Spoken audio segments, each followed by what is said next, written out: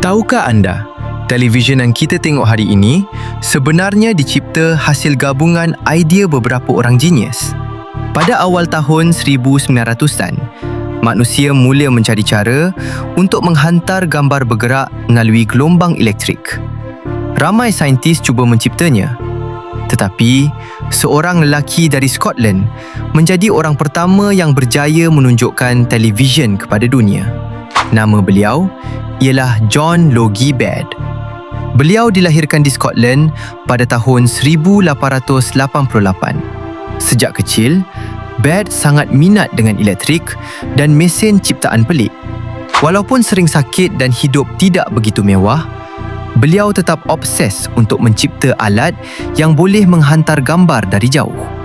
Pada tahun 1925, John Logie Baird mula bereksperimen di sebuah bilik kecil menggunakan barang terpakai seperti kotak lama, lensa basikal, wayar elektrik dan motor kecil. Beliau mencipta sistem televisyen mekanikal menggunakan cakera berputar yang dipanggil Nipkow disk. Pada tahun 1926, beliau berjaya menunjukkan siaran televisyen pertama di dunia di depan orang ramai. Imejnya masih kabur dan hitam putih, tetapi itu sudah cukup untuk mengejutkan dunia ketika itu. Beberapa tahun kemudian, seorang pencipta Amerika bernama Philo Farnsworth berjaya mencipta televisyen elektronik moden. TV ciptaannya lebih jelas, lebih stabil dan menjadi asas kepada televisyen moden yang kita gunakan hari ini.